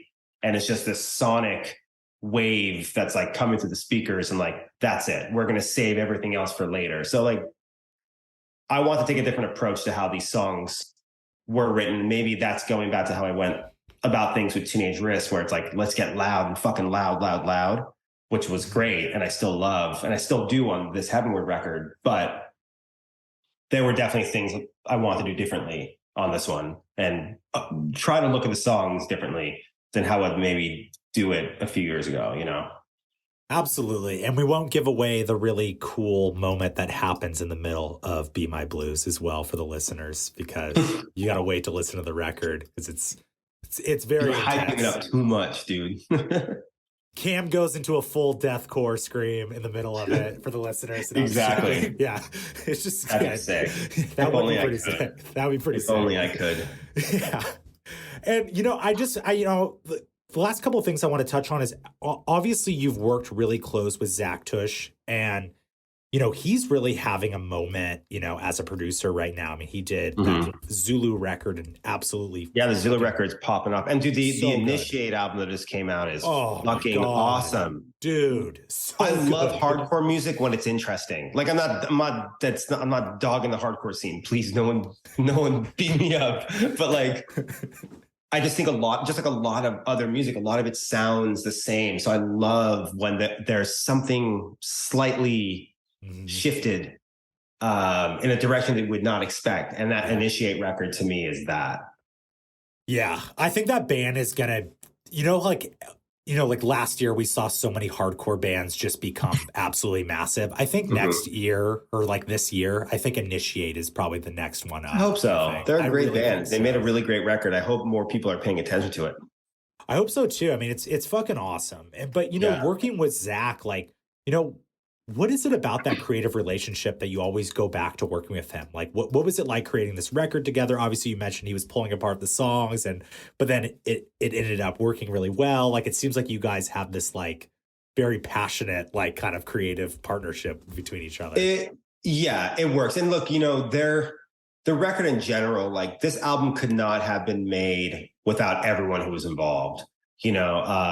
Zach being one of those, Marshall from Teenage Wrist, Austin Heyman from Dear Boy, Mike Robinson, all these people who lent me their incredible talents. It could not have been made without any of them. But specifically speaking about Zach, this was only the second time we had worked together. We did the Staircase Music EP together. I had done some work previously with Dan Bronstein, who he shares a studio space with. Him and Dan are buddies. Dan, produced the Spirit Box record. Yep. Dayseeker, killing it in that world. But Zach and I never really worked together until we did the Staircase. I was like, dude, I got some songs. We should maybe work on these together. And it was really fun. Moments of stress at times. You're being creative with someone for the very, very first time. And even though me as an individual who I'm trying to learning and grow every single day and get rid of certain bad habits when it comes to, let's say, collaborating with somebody else on a creative level, I still have to make mistakes. I still kind of will have moments of not so clarity. And, I think we made a very cool EP, which cracked open that door for people to be interested to hear an album. So I knew I wanted to do the record with him for sure. Especially just because he understood, I think, what the sound was and helped kind of really make the sound of what Heavenward is. And dude, it was a really, really great process. It's sometimes difficult because like you're paying a producer to open a certain door, and you're opening that door and allowing that person to come in. Like it's like that reason of like, well, I'm fucking paid this person, so like. And it's not just about the money, but like you have to use that as an actual like stamp of like, okay, like this thing is official. This is happening. So like you want to be completely open to everything they're saying. Sometimes you're not. And sometimes you should be. Sometimes you shouldn't be. It's this interesting thing that I think you start to kind of learn and over time, especially while working with somebody consistently. My working relationship with Marshall goes far deeper than it does with Zach. But even within that moment. You know, we worked on the record for 3 weeks, and there were some stressful moments because you have to look at it this way. Heavenward is a solo project. Yes, I worked on it with Marshall, Austin, Zach, these people, but you know, I sat in this room. I think there are 2 songs on the record that started off with like 2 people in a room. I think Plain Human Combustion was Marshall and I wrapping up a demo and then just being like, hey, let's jam. I need another song. So we just started jamming, wrote like a minute of it. And I was like, cool, I'm going to take this home.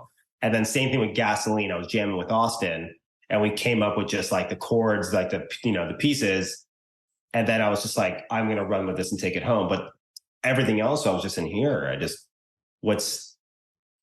I had to kind of, it's funny. I'm not trying to prove to myself or prove to anybody that like, I still got it after, you know, leaving Teenage Wrist. It's nothing to do with that. But I just knew that like, look, this is a solo project. I need to be, you know, driving here. I got to be in charge here. So it was a fun process because I'm not the best guitar player, but sometimes I would run the guitar, but primarily my bass. And I would write full structures, full melodies, most lyrics, and then go to Marshall, be like, hey, I wrote this song. I was thinking the guitars could maybe be like this. And I would play him the song and we would just demo it out. And then he would grab the guitar and sometimes nail it, take one. I'm like, perfect. You took what's out of my fucking head. Other times I'd be like, hey, can I try? And I would, you know, play around and just do stuff. And it would just be this super fun collaborative thing. And same thing with Austin. So bringing all that to Zach was a really, really fun and exciting, but sometimes stressful way because you have it so in your head of how you want it to sound. Like one thing specifically Zach was adamant about was adding acoustic guitars. And I was like, I don't know. I was like, there are certain parts I can hear acoustics, but I'm not really sure. And he's like, just trust me. And I was like, okay, well, maybe just this one song. He's like, just trust me. Let's try all of them. And I would be like, so frustrated. I'm like, we're wasting fucking time. I can tell you right now, it's not going to fucking work. And then what do you know? It fucking worked. Yeah. And it worked really, really, really well. And I'm like, you son of a bitch, just want to joke him because you're right. It's fun moments like that. And so already now, let's say hypothetically Heavenward decides to make another record and Heavenward does the record with Zach again. I think him and I have now learned even more about each other, how to, you know, go in there. But dude, he made a fucking great record. He mixed, mastered, produced, and engineered the entire thing himself. He did a great job. I know I talked a lot right there, but yeah, he's great, man. He's great. Everyone should be working with him. I completely agree. I mean, like I said, dude, unless my boys LG and NG, you know, from Oasis, you know, patch things up and put out a new record, dude. It's my record of the year, man. 100%. That's so cool, man. Well, it's still early, so you haven't heard a lot of other things yet. I don't know. It'll maybe be one of them. That I will be very honored. I'm already imagining like it's December time. I'm writing my little albums of the year list. I'm sure it'll be in there. It'll be in there. I have hope it'll be in the top 10. I'm sure it's up there in the top 10. I think it's too early to say it's a record of the year. It's only April. Dude, I don't know, dude. I just listen to That's kind of you, man. I just listen to like hardcore music these days, so I think it's gonna be good. I think it's gonna be probably the top. Dude, I haven't listened to hardcore in a while. There's some except shit. Weirdly, my Spotify actually has Knock Loose up right now. But aside from Knock Loose and aside from Initiate, I haven't listened to hardcore much lately. Just kind of, I think I maybe got burnt out on it. I don't know what it is. If you want some like crossover shit, I mean, obviously, I'm sure you listened to them already, but Military Gun is just like... No, they're great. I love that stuff. I don't know if I even classify them as hardcore. It's like hardcore adjacent. I talked about this with Joey from Koyo on the podcast. Hardcore is a code of it's just a code. You know what I'm saying? Like yeah. It isn't like a genre anymore, really. It's like, I mean, look, like Super Heaven played Sound and Fury last year. Like they're kind of a hardcore band, even though but Koyo, let's use them. Yeah. They're just a rad fucking pop punk band. Like emo pop punk band. I love that band so much. Yeah. Dude, that they I are the really, best. really, really need them to God put out a fucking album. I know it's coming, but It's coming. so I need something, man. I'm like, all I've had are these same songs for like years. I think something's coming very, very, very soon. Okay, I trust you. But, the last thing I sort of want to touch on about, this record. So obviously, like, you make this incredible record. And once again, it's the question I asked you a year and a half ago. It's the annoying question. When are you going to play live? When are you going to play live? Not tour. When are you going to play live? Something. I will. Oh, go ahead. I'm sorry. No, I'm just curious. Like, I want to see a Heavenward show. Yeah, I do too. I will play. I will absolutely play live with this record. It's funny. It's like, I think it kind of goes back to some of that like anxiety I have. I'm just like, I don't want to be a buzzed artist because I think there are always expectations. I'm not saying that I am, but it's cool that people are talking about it. It's cool that these certain things happen if I put out music. Like, I have to always remind myself that like not everybody can put something out like that and have it sell out immediately, especially. And like, it blows my mind because I'm just this tiny, tiny, tiny little speck out here, like, well, everyone around me is doing such cool stuff. So I'm always grateful. But like going back to what I was saying earlier, like I don't want to disappoint. I want to make sure like if I do this, like my heart, and I'm gonna be really excited about doing it and stuff. And like touring kind of scarred me in a weird way. It kind of fucked me up. If I'm doing stuff for 303, it's very easy, it's very comfortable, and I love that, and it's fun. Like I am having so much fun with Heavenward because it's a passion project. This is not my life. My lifeline. I'm not doing this as to take over the world. I'm doing this because I had something in me I needed to get out. Mm-hmm. And I'm very fortunate enough that I'm able to pay for a record and make a record myself and put it out myself and have my friends help me. And like, it's very cool. But it's a passion project. It's fun. And I don't want to lose that. So like, when you start to bring in and introduce some of those other elements, like playing live and doing this and doing that, things can shift. And like, yeah, I don't know. But like, I if I listen to the record, I picture what it would be like live. And I'm like, this could be fucking cool. Would you open with Heavenward? It's for the future to fucking tell, dude. That was the first thing I thought when I heard that song. I was like, dude, you got to open like every show with that song. If the drummer can handle that drum line, then yes. Well, yeah, the drummer's just gonna have to practice. It's all good, dude. But this Heavenward, shout out to Mike Robinson who played drums on that song. He was like, God damn it. He's like, this is gonna suck. I was like, yep, well, step it up, buddy.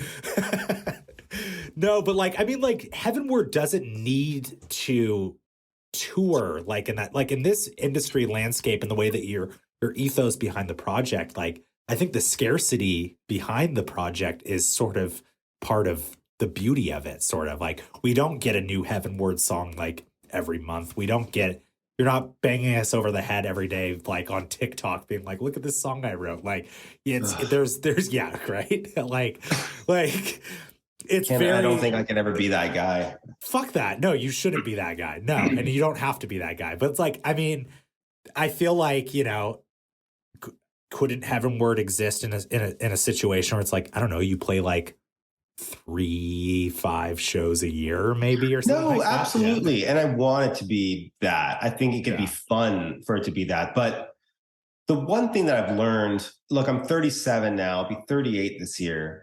I've been in the music industry since I was 25. So like, meaning I signed my first record deal. So you even want to look to the years prior to that. You add the Absolute Punk days, you add the local band days, all that kind of stuff. So even prior, you got to throw in the early 303 touring years. So let's just say I've been in this thing for 15 plus years. Yeah.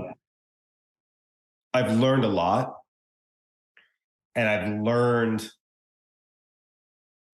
like how to operate in a certain way that doesn't completely destroy me. Yeah. And I'm very happy that I figured that out. But also, I've also learned that I really don't give a fuck if I offend somebody, in the sense of like, let's say so-and-so offers me a whole tour. I'd be like, I kind of just would want to do the California dates. Well, you either take it all or you leave it. I'm like, all right, I'll leave it. Bye.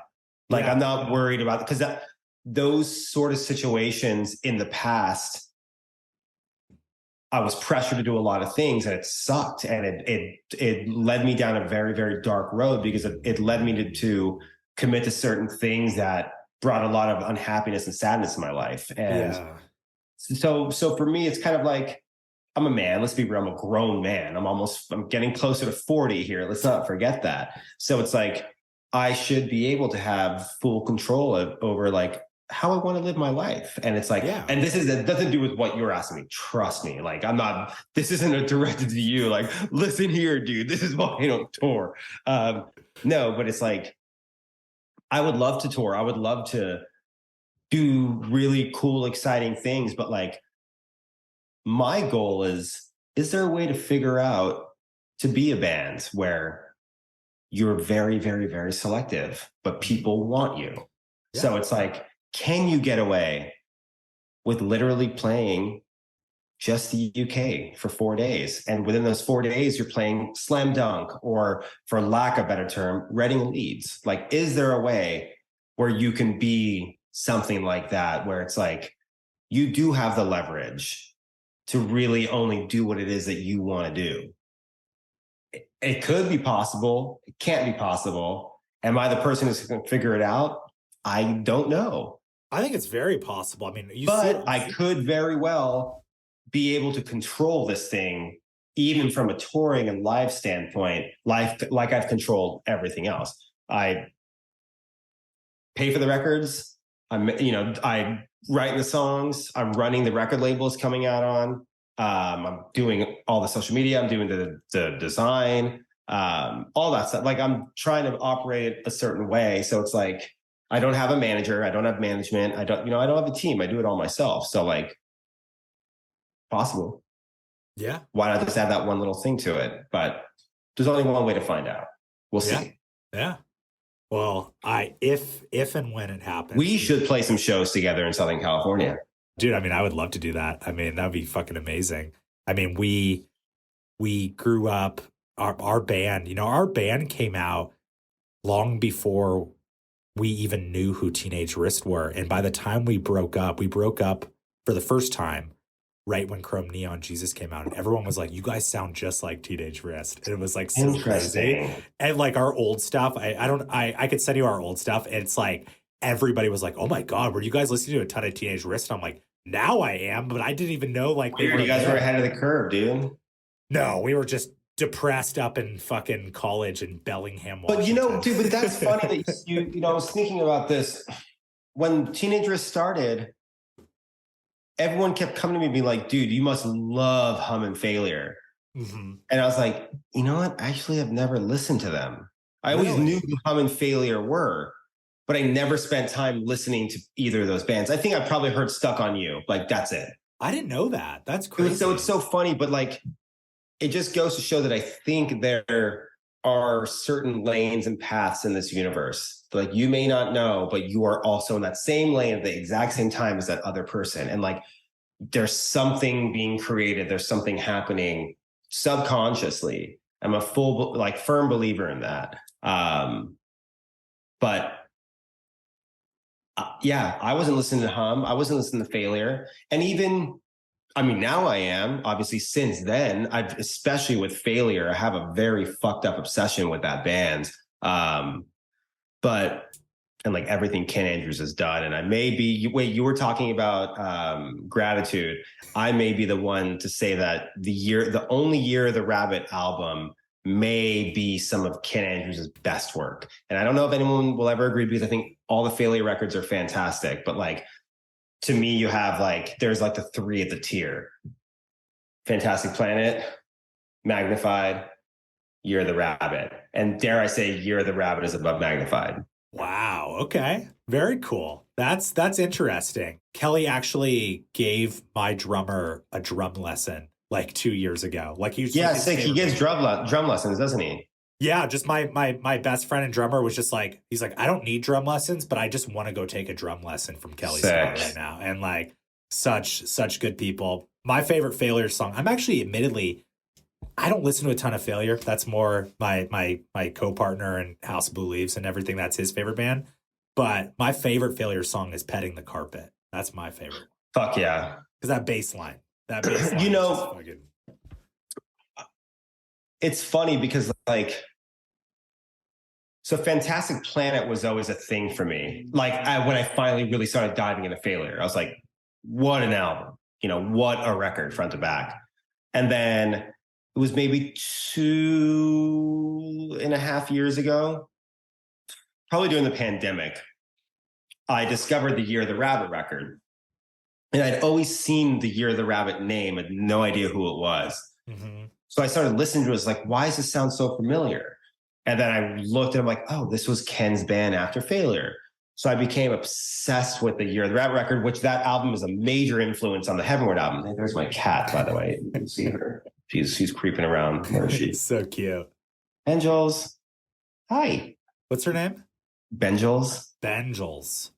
You're not being fed just yet. Dad's busy. Get the hell out of here. But yeah, I became like, you know, major influence on the Heavenward album. And I don't know what happened. This was maybe 2 months ago, where like I really just started diving into the history of Failure, listening to everything every member has ever done, including Autolux, which is funny because I did not know that Greg Edwards was in Autolux back when I first discovered Autolux, when they had first hit the scene, you know, early 2000s indie shit. But then be like, oh shit, that was Greg's other band. Crazy. But yeah, anyways, my obsession with the Failure is fucking insane right now. Like every single album, every single post project, side project, you know, Ken's solo records, Year of the Rabbit, on Greg's records, like they're just one of the coolest bands ever, in my opinion. Yeah. It's just so sick. Dude, 100%. So like you should go in from like album 1 to album now. Like even Wild Type Droid, the most recent album, that record is fucking incredible. It's so good. Okay. Yeah. No, so you should do it. Do it for me. Try it. I will, dude. I'm like that with Deftones and Failure. I feel like those are the two bands that like I like a lot. I've listened to a bit, but like people are just die hard about that. I'm like, yeah, like I'll dive into it at some point. Like I feel like I'm still even that way with Deftones, which is like kind of weird. You're breaking my heart. Dude. It's weird, dude. And when you mentioned that Be Quiet and Drive acoustic, were you thinking of the Adam Sandler one? Have you seen that on YouTube where he's playing it with them? Oh yeah. No, I'm not thinking here. I'm gonna send it to you. I'm gonna text it to you. I know what you're talking about. That's fucking tight. Isn't like the singer of Korn there too or something? Singer of Incubus is with him. Okay. Dude, it's fucking amazing, dude. No, it's like this is like a really cool, weird acoustic version of the track. I don't know. It's like there's like a music video with it. They obviously did it during the original music video shoot. Here, I'm texting it to you right now. I'm You've probably seen it, but it's very sick. Dude, so one more thing I wanted to bring up really quick before I forget, I think just really quickly, because I know we've been doing this for a long time and I appreciate it. Oh, good. I had lost track of time, so go ahead. So speaking of like Failure, and this is how I'm going to kind of tie it in, is a band that I think took a ton of influence from Failure was Armor for Sleep. And you actually played bass on their reunion record. Yes. That was a fun little secret I told you back in the day. Yeah, which really blew my mind. Like you, like, you know, playing me a demo, or not a demo, like I guess a master. Like I think it was maybe a demo. Yeah, I probably shouldn't have done that, but fuck it. Who cares? Fuck it. Who cares? Yeah. The album's been out for a while. The album's out now. Doesn't matter. Nothing got leaked. Everything's good. Yeah, exactly. Yeah. And it's. I think that's so amazing, and I think that record was so great, and it's really cool to see that band having, you know, getting the respect that they deserve again and everything. And were you friends with those guys a bit before that, or were you just kind of friends with like Courtney Ballard and those guys, and that's sort of it stemmed from Courtney. I knew Ben through like the Absolute Punk days. Yeah. Like we had met numerous times back when I was at Absolute Punk and Armor was coming out, all that kind of stuff. And then Courtney hit me up. Yeah, Courtney Ballard, who produced the record, he hit me up and was just like, I think he just filled me in. He's like, they're doing an album. And I was like, you got to be fucking kidding me. He's like, do you want to come in and just do a day of co-writing? Like, come in tomorrow. I was like, absolutely. So I was freaking out because like Armor were one of my favorite bands from that time. Same. And if anyone from Equal Vision is listening to this, I swear to fucking God, if you don't press Dream to Make Believe on vinyl, I'm going to lose my goddamn mind. Just do it already. People want it. I told Ben this when I was interviewing him last year. I was like, dude, it's the 20 year this year, dude. They better do something. They better do it. I'm like, just fucking press it already. So anyways, he hit me up. I was stoked. So I remember telling my wife, I was freaking out. I was like, holy shit. And I just started like, I instantly like grabbed the guitar and just started writing this like bass line. I was just like, I got to come and prepare. I got to do something. So I go in the studio and they were talking and like, yeah, let's just jam. I was like, well, I have this idea. And it was pretty cool because that idea ended up becoming one of the singles off the record, the song, Whatever, Who Cares? Yeah. So that was really, really cool to kind of do that. So basically after we worked on that song that day, the day ended and basically Ben was just like, you should just play bass on the entire record and just like write and play the bass parts. I was like, yeah, sounds good. So I think I spent like 4 or 5 days in the studio with them, just making the album. And it was cool because obviously aside from Whatever, Who Cares, like Ben had all the songs written. So it was kind of just like hearing the foundation of the chords and then, playing standard bass parts, but then at certain times kind of being like, hey, can I do something interesting here? Can I go nuts? And for them, I think actually for the most part, I think they pretty much let me do whatever I wanted, which was pretty cool. So, but I also know what that band sounds like. So I like in that corner there. Did you see that the cat just ran across? Yeah, that was great. But I'm very familiar with the band. So in my head, I was kind of just like, I know what the bass is supposed to sound like on these records. Yeah. So I hope I did a good job. I don't know the bass player's actual name. I can't like Anthony or something. Anthony, yeah.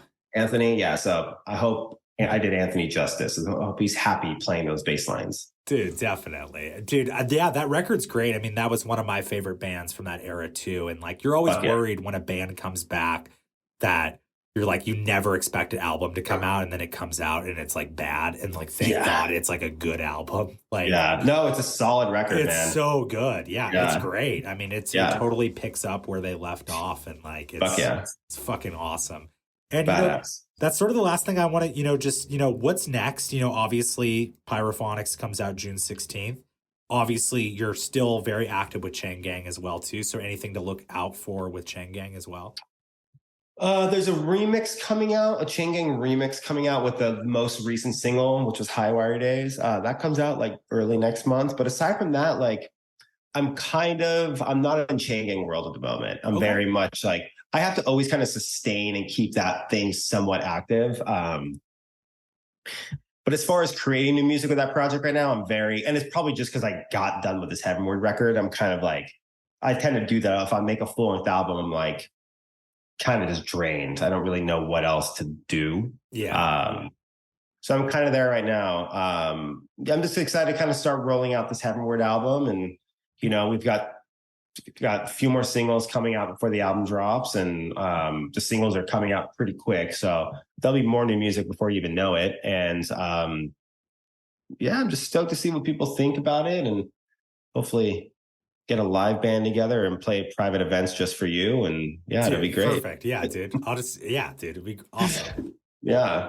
Dude, that's exciting. I'm sure you're incredibly excited. Just as a fan, I am so excited to like when the record comes out and like start sending it to everybody, being like, listen to this fucking record. Like, dude, thank you, man. It means a lot. It's the fact that anyone cares is very cool, like beyond cool. So thanks, man. You're always so kind. Oh, dude, of course, man. Dude, you made it a great record, and we got it. I think everybody should talk when a great record comes out, because that helps keep the record alive in any micro level. It's like everyone should just be talking about dope shit, all the time. Cool. Well, let's hope we didn't hype it up too much, and we'll have people listen to it in 2 months from now. Yeah, for the listeners, it's all gent, it's all breakdowns. I wish I could do that. I have no idea how to play and or write that kind of music. Hey, it would be sick. You got time for the next one, dude. Well, dude, thank you so much for your time. Dude, thanks for having me, man. I'm stoked we finally made this work. It's awesome. Dude, I just can't thank you enough for coming on and chatting. Dude, of course, man. Yeah, dude. I appreciate everything always. Trust me. Dude, of course, man. And yeah, hopefully we'll kick it soon. I'll let you know when we're out on the west side. Cruise over. Yeah, dude. Let's grab a beer or something. Okay. All right, dude. Well, thanks for having me, man. Dude, yeah, I'll talk to you soon. Thank you, man. Yeah, talk soon. Peace, dude.